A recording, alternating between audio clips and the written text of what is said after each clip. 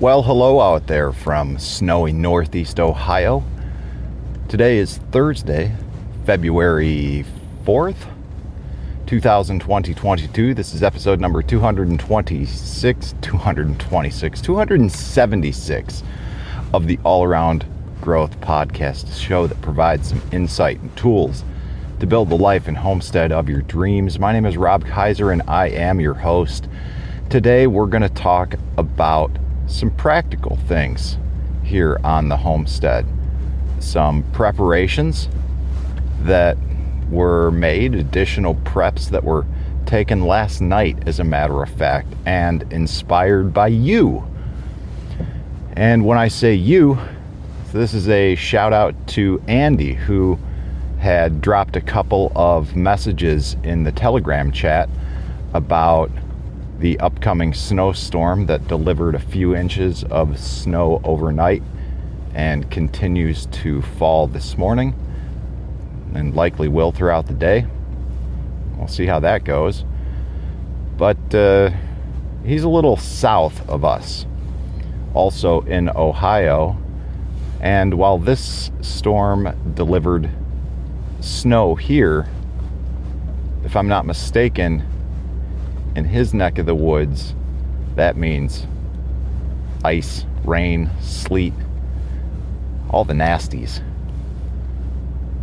So it sounds like he had taken a couple additional steps as well in securing his preps with the generator, and I lucked out and was able to pick up a new to me generator last year, a Harbor Freight model. I'll have to see if I can find information on that and link to it in the show notes. I'm very ignorant on my own generator, but it's basically brand new. It's even got some of that plastic film around the outlets, but it is large. It is larger than what I likely would have initially looked at as a first generator. However, we have the cabin where we all technically reside, and then there is the barn, which contains my business office and the commercial kitchen adjacent to it. So we've got, and that inside that room there are one commercial freezer, two commercial refrigerators, and one chest freezer. And there is also a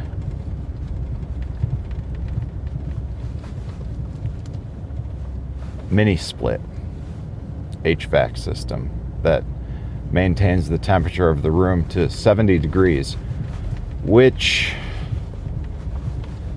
brings up another point in terms of the management of that, because we really need to figure out a way to direct wire this into the main panel of the barn so that the generator, but this is kind of beyond what we're going to talk about today, and also beyond my skill set. But that's also something that once I get there would definitely make a good show, along with other more homesteady projects, things that I simply haven't talked a whole lot about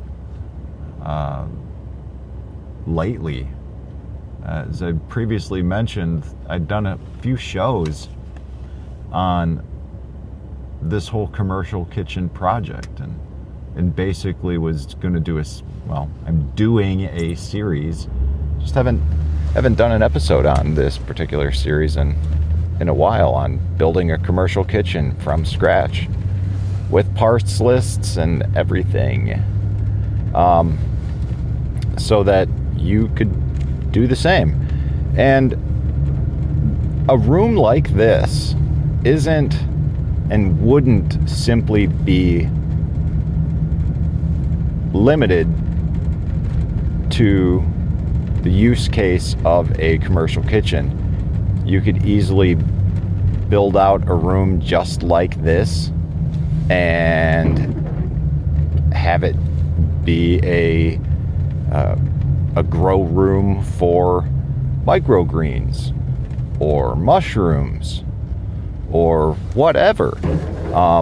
It could be a workshop, like it could be a soap room, a soap manufacturing room, whatever you need a space for that you don't have a dedicated space already. And if you're looking to frame out a room, holy crap, the roads are terrible on this side road. I'm gonna slow down and put my truck in four-wheel drive, guys. There's some oncoming vehicles, and this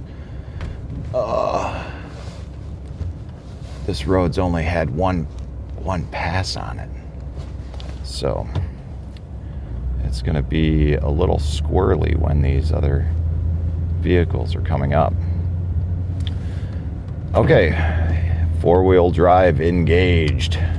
Now I feel like a real man. All right, now that I got my four-wheel drive engaged in my truck, we can talk about manly things like generators and my trip to Home Depot last night. That's right, inspired by the audience, I decided to take some additional measures with regard to our own preparation. Okay, I'm gonna stop with the voice and try to pick up where I left off with that thought train before I shifted gears. You like that? All right. So, all this generator talk last night got me thinking. Okay, we've got this generator and that's good.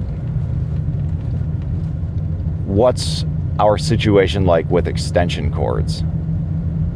We certainly have a few. Probably got 100-footer, several other, 50-footers. Just a whole bunch of miscellaneous cordage that is downstairs in the basement from working on the project recently down there, out in the barn. Most of it's nicely, cabled up and looks good hanging on the wall on the nail there.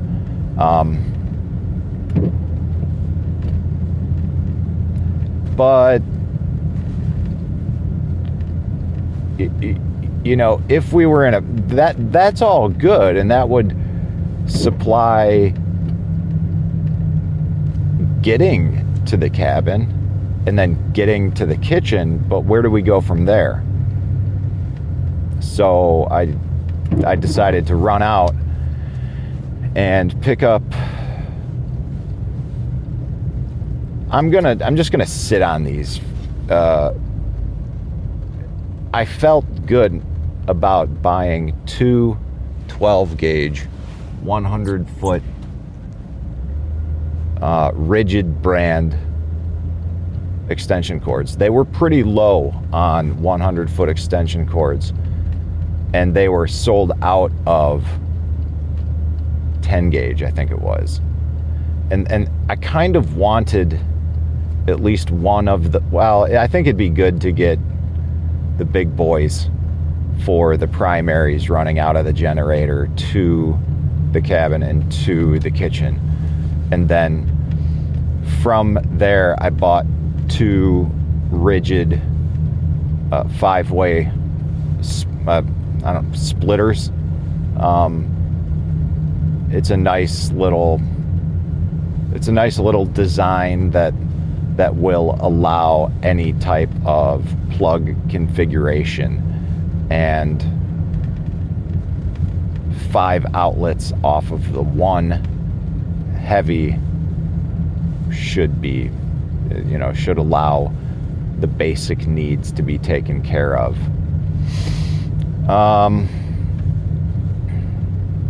I also decided to pick up a couple of gas cans. All of these purchases, okay, I do not recommend doing what I did last night, which was basically making a last minute trip to Home Depot in the rain and, feeling inspired but also uncertain as to what the weather would actually hold. Generally, we're okay here. Winter is winter is winter is. But all of this messaging back and forth in the group and talk about extension cords. Well, the talk about extension cords came after the fact. I think I'd already retired for the night. And talk about gauges of extension cords and the salvaging of extension cords and the repairing of extension cords and the making of your own extension cords. So, I mean, if any of or all of that sounds interesting, then check out the Telegram chat. I mean, that's some of the stuff that we're talking about on the reg. t.me/allaroundgrowth. Roads are a little better up here, but we'll see once I turn down this other side road where we are with the plowing. And we'll see if the lady who's always out walking is out walking today. She's relentless. Rain generally doesn't matter. She is always out, but this might be a different story. It snowed pretty good last night. And it was actively snowing, but it's not as much right now. So, getting back to the Home Depot trip, much of this was simply a little fear-induced and a little panic of, cripes, we've got this generator, but don't really... The situation with regard to the extension cords is uncertain at best. So to be on the safe side, I picked up a couple of those cords. I did a show recently, just a couple weeks ago, about keeping fuel on the homestead and how that is something that I'd been thinking about, doing the 12 5-gallon fuel containers, gasoline we're talking now, and keeping them in rotational storage. I've been waffling on this because in my heart of hearts, what I'd really like to do is have 12 20-liter jerry cans. Nice Waverly brand jerry cans. But these things are like $80, right? So what to do? Well, the what to do led to me doing nothing. So, and we have one 5-gallon fuel can at the homestead, and it is old, it is pretty beat up, and the nozzle is shit. So, it's one of these old cans that we keep stuffed with a rag. One of these old nozzles. So I said F it, and I just bought 2 of these. Let me see if I still have the thing in my pocket. I can tell you the brand right now, possibly. If not, I'll have to look it up and link to them in the show notes. But I bought 2, yes, Scepter gas cans. And they seem okay. Nozzle seems easy to use. Before I buy any more, I'm going to read some reviews about them. These are $30 a piece. And, you know, $50 times 12. You do the math. I think I'd rather have the gas. And if I want to upgrade to jerry cans at some point, great. That leaves me in a position to where if I am out running errands or whatever, maybe I can throw a 5-gallon can in my truck. Whatever. So we'll see. Scepter gas cans, how do they hold up in the long run? If you've used them and you own them, let me know. Let us know in the chat on Telegram, t.me/allaroundgrowth. You can blow up the Facebook group as well. All the episodes are shared there, but we don't really get a lot of activity on the Facebook group anymore.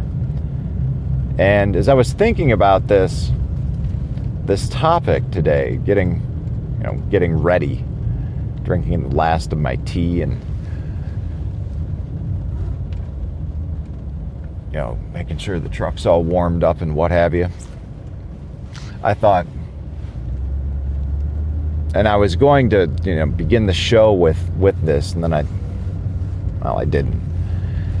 But I thought, oh no, more talk, here, because I feel like this talk of preparedness, right?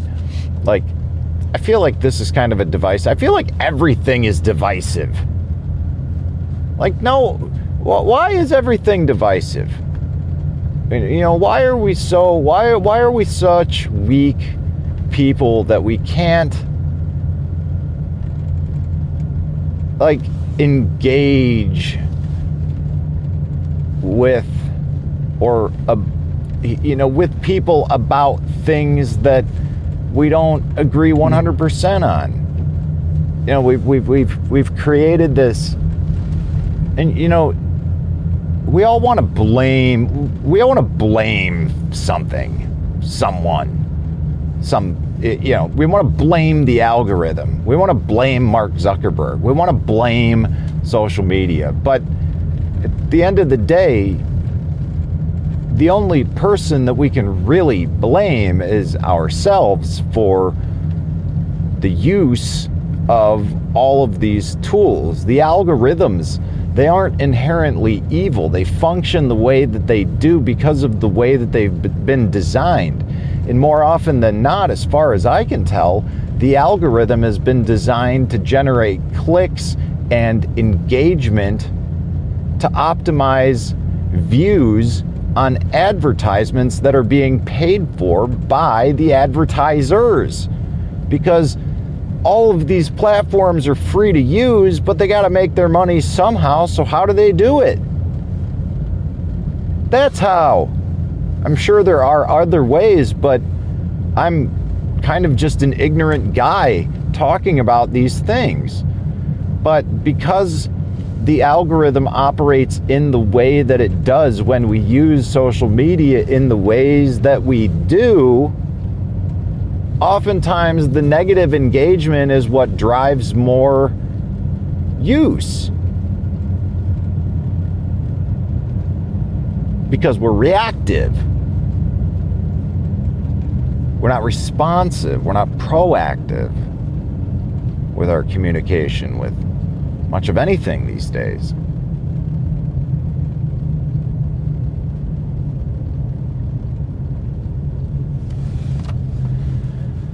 I don't know. Go ahead, man. Okay. So yeah, this this idea and this talk of prepping. I'm sure this is going to be something that might turn some people off. This topic of prepping is going to be some people who are going to be like, yes, let's talk about this more. Some people are going to hear this and be like, prepping?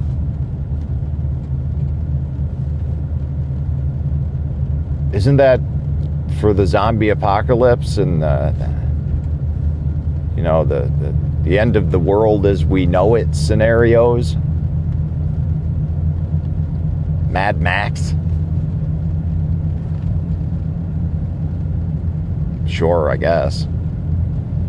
Or, many of the listeners in the Telegram group also listen to a podcast by an individual named Jack Spirko.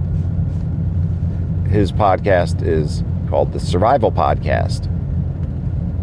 And the tagline to his show is helping you live a better life if times get tough or even if they don't.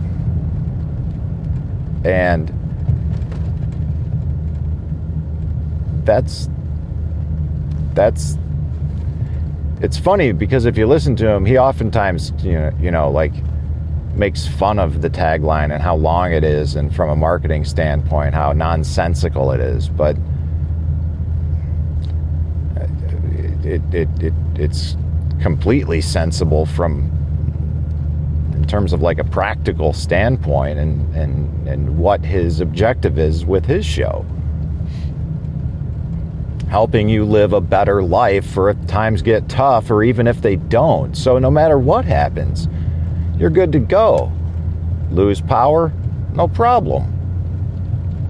I mean, no one wants these problems to happen, because every time anything that contributes to these end of the world scenarios and these, chaos and this dystopian weird Mad Max idea, like anything that contributes to the likelihood of this happening, no one really wants. Like, people that are into prepping don't want this, unless they're just weirdos who are looking for a reason to shoot people. And I don't know, man. I don't really want to associate with people like that look for reasons of any kind for negative things to happen. Those are thought patterns and behaviors that, in my humble opinion, border along the line of something resembling those who are sociopaths, working in high-ranking positions in the corporate world, and politicians, bureaucrats. Anyways, that's it, guys. It's been an interesting drive here to the tree farm, but here we are. I see one set of tire tracks. I'm willing to bet it is the mechanic, one of them. And we'll see who else braves the weather and decides to come in today. As a matter of fact, who is it? I don't see the mechanic's truck. Well, I don't know, guys. We'll find out. At any rate, I hope that you have a great day. Looks like it might be the new mechanic. Yeah, I hope that you have a great day. Stay warm wherever you are. I'm not going to stay. I almost said stay free or stay safe, because we get a lot of people saying this right now. Hey, stay safe out there. And I heard John Bush at one point in the Live Free Academy say that his response to everyone he hears say stay safe is stay free. So with that, guys, catch you tomorrow. This is Rob Kaiser. And thank you. It's weird parking my truck here when no one else is here. But we'll see.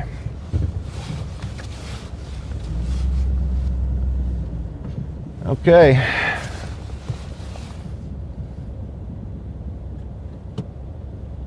I guess I could have stopped recording a long time ago before I parked, but just wouldn't have been the real experience, would it have been? Anyways, this is Rob Kaiser, and thank you.